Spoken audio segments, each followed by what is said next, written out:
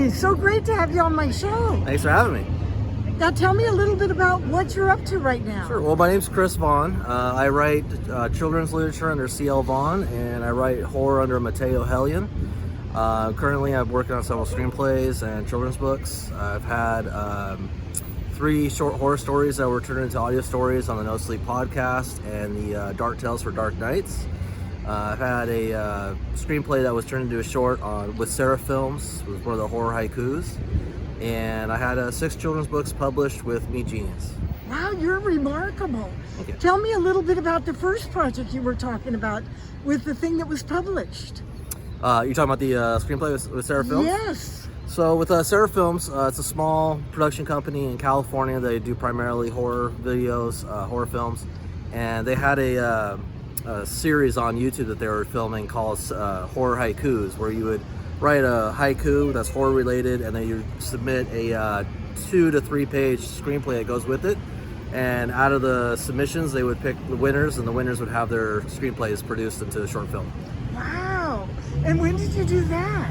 That was about 4 years ago. That's really exciting. Yeah. Wow. And tell us about the screenplay that you got to produce. Sure. So I actually had 3... I'm going to cut you off right here for a minute. Sure. Yeah, so I got interested in Sarah Films, which is a small production company in California that specializes in horror type of genre. And I was watching their horror haiku series that they had on YouTube for a while. And they announced that they were going to accept submissions of people who put in horror haikus, and then you would also add a 2 to 3 page screenplay. And out of the ones that they received, they would go through them and pick out the ones that they liked the most. And I had 3 of them actually picked, but one of them was produced all the way to being done. The other 2, they ran out of money before they finished them. But the one that was produced was called Bumps in the Night. And that was based on a summer camp type of situation where this unknown beast, which is Bigfoot, kills the people who are camping there. They're basically letting people camp there as a way to sacrifice to keep the beast at bay. So, yeah. And that's really exciting that you submitted 3 of them.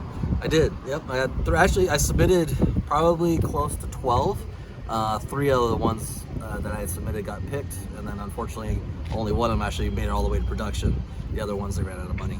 So. And when it was in production, did you participate at all? No, I'm very hands-off when it comes to that. It's art, writing and film is all art, so a lot of it just kind of has to flow, I think, in my opinion. So I wrote the screenplay and I handed it to them, and they said, would you be okay with us tweaking a few things? I said, run with it. Nice. And how did you sit down and do that? What's your motivation when you sit down to write a screenplay? So for me, I'm not one that writes, people will do like a layout and they'll do an outline and everything. I really don't do that. I just kind of go with the flow. So sometimes I'll just have a title and I'll run with it. Sometimes I'll see a news story that makes me inspired to write. Sometimes I'll have a bad dream and I'll take that and turn it into something. Neat. Well, I'm excited about this. This is our 2nd episode. Awesome. Thank you. This is real exciting, CL Vaughn, to learn about your Screen Actors Guild and all of those other credits that you've got. Tell us about how you got involved with doing that. Sure. So the Writers Guild, they have it set up to where if you write something, you can have it register with the Writers Guild, and just gives it a little extra protection. And it also opens it up for producers and publishers to see your work. And then how do you do that? Do you just submit it, or You just submit it online. You go to the Writers Guild of California, I believe it is. And then also, whenever you have something produced, a lot of times you'll get a credit on the IMDb. Right, IMDb. Yes. Yes. And so are you on the IMDb? I am, under Mateo. My screenplay's on. Okay. And now give us the name of the screenplay again. So the screenplay on that is Bumps in the Night, which was the Sarah Films. I do have one full-length screenplay that's with a production company right now they're taking a look at, and I'm hoping that we're going to start negotiating a contract with that one. Nice. And it's really exciting that you're on IMDb, and I will put these interviews on your site on IMDb. Perfect. Nice.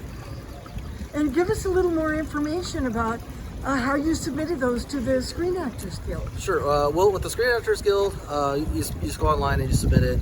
With the screenplay that's at the production company right now being looked at, that one was through networking with mutual contacts, girlfriends, friends with the person who owns the production company, and I was able to send it to him, and he liked it. And so now they're working on it. Don't give us any more. Yeah. We're hush-hush about that. Yes, we're going to look into it. So. Good, very good. Well, thank you. It's all exciting learning about the different aspects of entertainment business. Yeah, I found a lot of it's just networking with the right people, network with sincerity.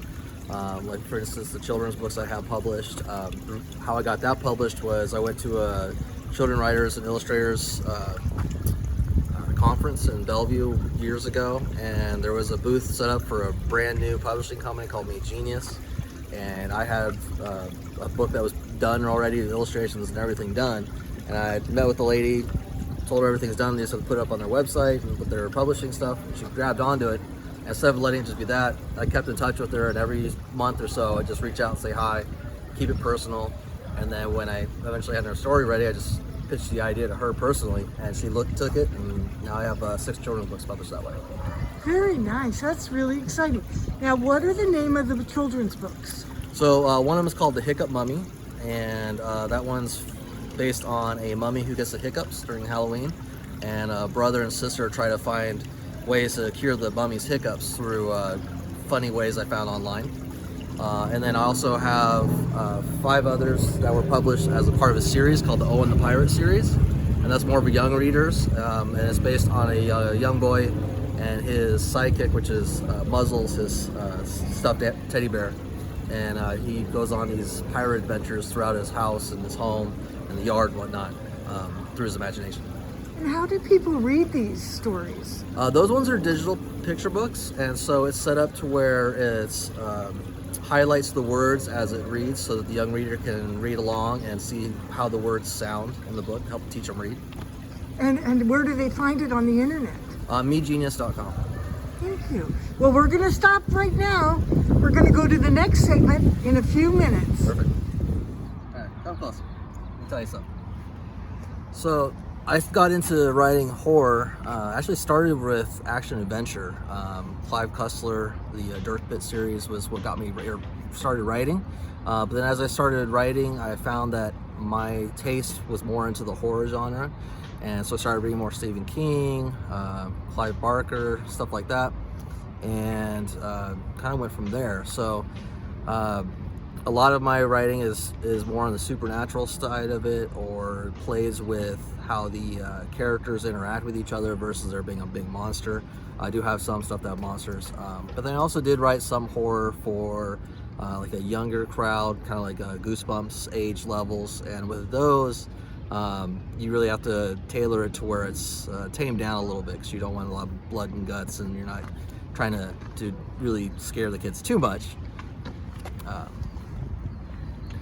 So yeah, so I started doing the horror genre. I really enjoyed having some of my work turn into audio stories where you can kind of see the story come to life, where people's voices are added to it, they're adding sound effects, music, that sort of thing, and it really kind of brings the story to life. I really enjoy that.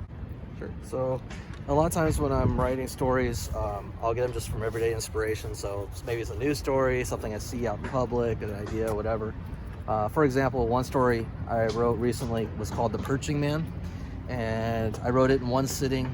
It's like 20 some odd pages. It's a short story, but I got it from driving past a neighborhood that had a really run down playground, and I thought about how creepy it would be if there was a random guy kind of just perched on the playground or a bench like a bird and just staring at somebody. And for whatever reason, that idea stuck in my head, went home, and I started the story. And it's basically a story about a gentleman who his entire life sees this apparition of a man that looks kind of like a bird, and just sits there and stares at him, never says anything, nothing like that. And as the man gets older, this apparition becomes more and more prevalent in his life, kind of taking over his life.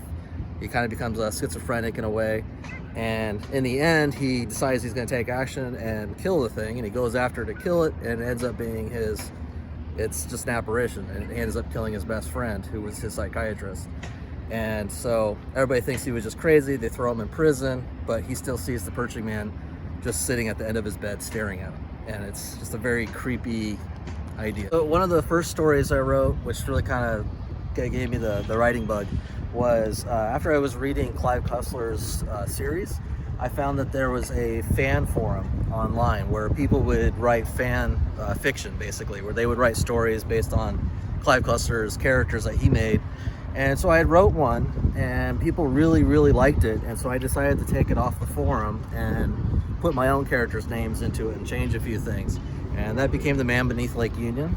It's an action-adventure short micro story where mysterious boats are getting sunk and whatnot in Lake Union, and it turns out there's an underwater base in Lake Union. There's genetic testing going on, all this kind of stuff. Crazy things happen, but it was fun because it was done in the Seattle area. So all the street names, all the car chases, boat chases, all that kind of stuff happens in areas in Seattle where you can literally look on a map and see, oh, that's where this chase happened.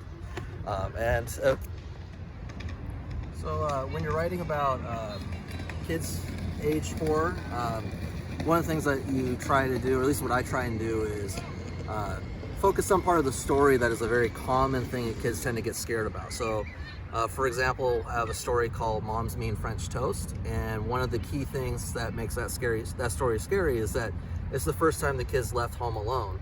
And the mom goes to the grocery store. Of course, there happens to be a thunder and lightning storm at the same time, and lightning strikes the house, which zaps the microwave and turns Mom's French Toast into a live monster who chases them around the kitchen. Good. So one of the other projects I have going on right now, where it'll be the first one where I'm going to try and do the illustrating myself, is called What If We Served Traffic Jam on Toast? And it's going to be a picture book where a young boy is on his way to school and he starts daydreaming about being stuck in traffic in a school bus, and it turns into traffic jam as the literal sense of all the traffic's covered in jam and all these funny things are going on his way to school. So one of the things that's great about the Kirkland area near the waterfront is it's a very inspirational place to be if you're looking for ideas to write about.